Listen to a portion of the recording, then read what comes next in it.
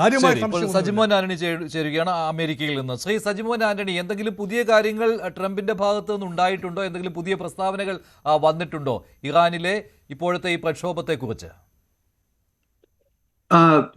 Good evening Manjusha. ഇവിടെ നിന്നുള്ളൊരു report അല്ലെങ്കിൽ ന്യൂസ് എന്ന് പറയുകയാണെങ്കിൽ ഇറാൻ മാത്രമല്ല, മുമ്പേ ശ്രീ മോഹൻ വർഗീസ് പറഞ്ഞതുപോലെ തന്നെ കൊളംബിയയും ക്യൂബയും ബ്രസീലും ഗ്രീൻലാൻഡും ഉൾപ്പെടെ അതെല്ലാം എയറിലാണ്. ഇപ്പം വളരെ ഹോട്ട് ടോപ്പിക് ആയിട്ട് ചർച്ചകൾ നടക്കുന്നുണ്ട്. മെക്സിക്കോയും ഉണ്ട്. അപ്പൊ അതിനകത്ത് എന്താണ് നടക്കുന്നത് ചോദിച്ചു കഴിഞ്ഞാൽ എനിക്ക് ഇവിടെ നിന്നൊരു ഇൻഡിപെൻഡന്റ് അനലൈസ് പറയുകയാണെങ്കിൽ 6 കാര്യങ്ങൾ കൊണ്ടാണ് ഈ കാര്യങ്ങൾ നടക്കുന്നത്. ഒന്ന്, ഒരു പെട്രോ ഡോളർ വാർ തുടങ്ങുകയാണ്, അല്ലെങ്കിൽ ഉണ്ടായിരുന്നു. അത് നേരത്തെ തന്നെ 50-ൽ നമ്മൾ കണ്ടു, 2003-ൽ കണ്ടു, 2011-ൽ കണ്ടു. അത് ഇറാന്, ഇറാഖ്, ലിബിയ, ഇപ്പം വെനിസ്വേല, അങ്ങനെ ഒരു ഇതാണ്. രണ്ടാമത്തേത് ഹേറ്റ് അബൌട്ട് കമ്മ്യൂണിസം. കാരണം ഇവിടുത്തെ ഇലക്ഷന്റെ കാര്യത്തിനകത്ത് ഡെമോക്രാറ്റും റിപ്പബ്ലിക്കൻസുമായിട്ട് ഫൈറ്റ് വരുമ്പം എപ്പോഴും ഒരു വേർഡ് വളരെ എംഫസൈസ് ആയിട്ട് വരുന്നത് കമ്മ്യൂണിസം. ഇപ്പം ഫോർ എക്സാമ്പിൾ ന്യൂയോർക്കിൽ മംതാനി വിജയിച്ചിട്ടുണ്ട്. അപ്പം മംതാനി ഒരു കമ്മ്യൂണിസ്റ്റ് ആണ്, അദ്ദേഹം സോഷ്യലിസ്റ്റ് ആണ്, ലിബറൽ സോഷ്യലിസ്റ്റ് ആണ്, എന്നാൽ കമ്മ്യൂണിസ്റ്റ് ആണ് എന്നുള്ള രീതിയിലാണ് അവർ അദ്ദേഹത്തിന് എപ്പോഴും ആക്ഷേപിക്കാറുള്ളത്. മൂന്നാമത്തേത് ഒരു സൂപ്പർ പവറിന്റെ ഫുൾ ഡിസ്പ്ലേ ആണ്. അതായത് അമേരിക്ക ഒരു സൂപ്പർ മൈറ്റ് ആണ്. അപ്പൊ അതിന്റെ താല്പര്യങ്ങൾക്കെതിരെ ആര് വന്നു കഴിഞ്ഞാലും, അത് സഖ്യകക്ഷി ആണെങ്കിലും അയൽരാജ്യമാണെങ്കിലും, അവർക്ക് എതിരെ വരാനായിട്ട് അമേരിക്ക മടി കാണിക്കില്ല എന്നുള്ളൊരു ശക്തമായ ഒരു മെസ്സേജ് ആണ് ലോകത്തിന് കൊടുക്കാൻ ആഗ്രഹിച്ചത് ട്രംപ് വെനിസ്വേലയിൽ കടന്നു കയറിക്കൊണ്ടിട്ട്. മൂന്നാമത്തേത് ഫൈറ്റ് അഗെയിൻസ്റ്റ് ഡ്രഗ്സ് ആണ്. കാരണം ഇവിടെയുള്ള ഇന്റേണൽ ഇഷ്യൂ പറയുവാണെങ്കിൽ അമേരിക്കയിൽ ഏറ്റവും കൂടുതൽ ആൾക്കാർ മരിക്കുന്നത്, ഏകദേശം 1,10,000 ആൾക്കാർ മരിക്കുന്നത് ഡ്രഗ് അബ്യൂസ് കാരണമാണ്. അപ്പൊ അതിന്റെ ഒരു വലിയൊരു സോഴ്സ് എന്ന് പറയുന്നത് ലാറ്റിൻ അമേരിക്കൻ രാജ്യങ്ങളാണ്. ട്രംപ് ആക്ഷേപിക്കുന്നത് വെനിസ്വേലയാണ്, എന്നാൽ ഫാക്ച്വലി കൊളംബിയയും മെക്സിക്കോയുമാണ് ഏറ്റവും കൂടുതൽ വരുന്നത്, ഡ്രഗ്സ് വരുന്നത്. അതിനുശേഷമാണ് വെനിസ്വേല വരുന്നത്. ഒരു വ്യത്യാസമുള്ളത്, ഒരു ഫെന്റനിൽ അഡിക്ഷനിലൂടെയാണ് 110,000-നകത്ത് മാക്സിമം ഡെത്ത് പോലെ വരുന്നതെങ്കിൽ വെനിസ്വേല അറിയപ്പെടുന്നത് കൊക്കൈനാണ്. Cocaine mostly going to Europe എന്നുള്ളതാണ് ഒരു ഫാക്ച്വൽ നമ്പേഴ്സ് പറയാൻ ആഗ്രഹിക്കുന്നത്. അതോടൊപ്പം ഉള്ളത് അടുത്ത കാര്യം പറയേണ്ടത് ഒരു ഡിസ്ട്രാക്ഷൻ ഫ്രം എപ്സ്റ്റീൻ ഫയൽ അല്ലെങ്കിൽ ഇലക്ഷൻ ലോസ് എന്നാണ്. അതായത് കഴിഞ്ഞ ഒക്ടോബർ നവംബറിൽ നടന്ന ഇലക്ഷനിൽ നമ്മുടെ നാടൻ ഭാഷയിൽ പറയുകയാണെങ്കിൽ ഒരു പഞ്ചായത്ത് ഇലക്ഷന് പോലും റിപ്പബ്ലിക്കൻ പാർട്ടിക്ക് ജയിക്കാൻ കഴിഞ്ഞില്ല എന്നുള്ള ഒരു വസ്തുതയാണ്. വെനിസ്വേലൻ അധിനിവേശം, ട്രംപിന്റെ വെനിസ്വേലയിൽ കടന്നു കയറി പ്രസിഡന്റിനെ റാഞ്ചിയത്, ഇതിനെതിരെ അമേരിക്കയിലുള്ള ഇപ്പോഴത്തെ ഒരു വികാരം എന്താണ്? അതുപോലെ തന്നെ ട്രംപിന്റെ അടുത്ത പ്രസ്താവനകളിൽ വരുന്നതനുസരിച്ച് നോക്കുകയാണെങ്കിൽ ക്യൂബ തനിയെ തന്നെ ഇല്ലാതായിക്കോളും, പക്ഷേ മെക്സിക്കോയ്ക്കും കൊളംബിയയ്ക്കുമെതിരെയുള്ള അധിനിവേശം സാധ്യമാക്കാൻ അവിടെ നിന്ന് തന്നെ, അകത്തു നിന്ന് തന്നെയുള്ള പ്രശ്നങ്ങൾ ഉപകാരപ്പെടും എന്നുള്ളതാണല്ലോ. തീർച്ചയായും മഞ്ജുഷ, ക്യൂബ തനിയെ ഇല്ലാതാവുമെന്ന് പറയാനുള്ള റീസൺസ് ഇക്കണോമിക്കൽ റീസൺസ് ആണ്. ക്യൂബയുടെ എക്സിസ്റ്റൻസ് ഒരു പരിധി വരെ വെനിസ്വേലയെ ഡിപ്പെൻഡ് ചെയ്താണ് വരുന്നത്. അപ്പൊ വെനിസ്വേലയുടെ കൺട്രോൾ അമേരിക്കയുടെ കയ്യിൽ ആയി കഴിയുമ്പോൾ, അല്ലെങ്കിൽ അമേരിക്കയുടെ താല്പര്യമുള്ള ആൾക്കാർ അവിടെ ഭരണത്തിൽ ഇരുന്ന് കഴിയുമ്പോൾ ക്യൂബയ്ക്ക് അതിന്റെ ഒരു ഡയറക്റ്റ് ഇമ്പാക്ട് വരും എന്നുള്ള കാര്യം സംശയമില്ല. അതുകൊണ്ടാണ് ട്രംപ് പറയുന്നത് Cuba will fall it's on എന്നുള്ള രീതിയിൽ പറയുന്നത്. അതോടൊപ്പം ബ്രസീലും മെക്സിക്കോയും കൊളംബിയയുടെ കാര്യത്തിൽ പറഞ്ഞു കഴിഞ്ഞാൽ ഡ്രഗ് വയലൻസിനെതിരെ ഒരു വലിയൊരു ഇത്, അത് മാത്രമല്ല ഇമിഗ്രേഷൻ പോളിസികൾ പോലും വളരെ ഒരു ശക്തമായ താക്കീത് ഈ 2 രാഷ്ട്രങ്ങൾക്കും ഉണ്ടായിരുന്നു. ആ 2 രാജ്യങ്ങളും ഒരു പരിധിവരെ ട്രംപിനെ അപ്പീസ് ചെയ്യാൻ നോക്കുന്നുണ്ട് എങ്കിൽ പോലും ഏത് ലെവലിലാണ് എന്നുള്ളത് ഇപ്പോഴും നമുക്ക് പറയാറായിട്ടില്ല എന്നുള്ളതാണ് ഒരു വസ്തുത എന്ന് പറയുന്നത്.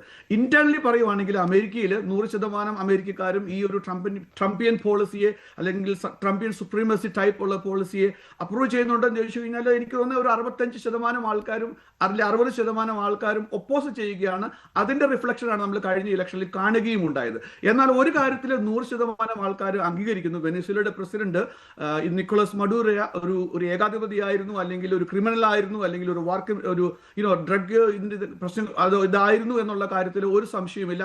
ആ ഒരു കാര്യത്തിൽ റിപ്പബ്ലിക്കൻ പാർട്ടിയും ഡെമോക്രാറ്റിക് പാർട്ടിയും ഇൻഡിപെൻഡൻസും എല്ലാം ഏക സ്വരത്തിൽ പറയുന്നു അദ്ദേഹത്തിന്റെ പുറത്ത് കൊണ്ടുവരണം എന്നുള്ള കാര്യത്തിൽ ഒരു സംശയമില്ല. എന്നാൽ ഏത് രീതിയിലാണ് അത് ഇംപ്ലിമെന്റ് ചെയ്യേണ്ടത് എന്നുള്ള കാര്യത്തിൽ അവർ തമ്മിൽ ഡിസ്പ്യൂട്ട് ഉണ്ട്, അല്ലെങ്കിൽ അഭിപ്രായ വ്യത്യാസങ്ങളുണ്ട് എന്നുള്ള കാര്യത്തിൽ സംശയമില്ല. പ്രത്യേകിച്ച് ഒരു പോയിന്റ് എനിക്ക് എടുത്തു പറയാനുള്ളത്, ഇത് ഇന്റർനാഷണൽ ലോ അല്ലെ UN ചാർട്ടർ അനുസരിച്ചിട്ട് ട്രംപിന്റെ ഈ ആക്ഷൻ കറക്റ്റ് ആണ് എന്നുള്ള കാര്യങ്ങളിൽ പോലും 2 വ്യത്യസ്തമായ അഭിപ്രായങ്ങളാണ് ഉള്ളത്. ഇപ്പോൾ US സെനറ്റിൽ GOP സെനറ്റേഴ്സ് പറയുന്ന അതേ വേർഷനിലല്ല ഡെമോക്രാറ്റിക് സെനറ്റേഴ്സ് പറയുന്നത്. ഇനി ഇത് വരാൻ പോകുന്ന ദിവസങ്ങളിൽ മാത്രമായിരിക്കും, അല്ലെങ്കിൽ കോർട്ടിലായിരിക്കും പ്രൂവ് ചെയ്യാൻ പോകുന്നത് അതിനകത്ത് ഏത് പക്ഷമാണ് ലീഗലി കറക്റ്റ് എന്നുള്ള കാര്യത്തിൽ നമ്മൾ നോക്കി കാണേണ്ടിയിരിക്കുന്നു. വേറൊരു കാര്യം ഇവിടെ എടുത്ത് പറയേണ്ടത്, ഈ പറഞ്ഞ പെട്രോ വാർ അല്ലെങ്കിൽ ഈ ഫൈറ്റ് അഗെയിൻസ്റ്റ് ഡ്രഗ്സ് അല്ലെങ്കിൽ ഡെമോക്രസിക്ക് വേണ്ടിയുള്ള ഫൈറ്റ് എന്നൊക്കെ പറയുന്ന പോണൊക്കെ തന്നെ ഈക്വലി ഇമ്പോർട്ടന്റ് ആയിട്ടുള്ള ഒരു വേർഡാണ് ഫൈറ്റ് ഫോർ മിനറൽസ്. ആ ഒരു റീസൺ കാരണമാണ് ഗ്രീൻലാൻഡ് പിക്ചറിൽ വരുന്നത്. അല്ലെങ്കിൽ ഗ്രീൻലാൻഡ് നാറ്റോയുടെ ഭാഗമാണ്, നാറ്റോ അമേരിക്കയുടെ, ഇതെല്ലാം ഒന്നാണ്. എങ്കിൽ പോലും ഒരു സഖ്യകക്ഷിക്കെതിരെ പോലും ഇന്നലെ തന്നെ ഒരു 5-6 തവണയെങ്കിലും ട്രംപിന്റെ വായിൽ നിന്ന് റിപ്പീറ്റഡ്ലി ഐ ലൈക്ക് ഗ്രീൻലാൻഡ് വേണം.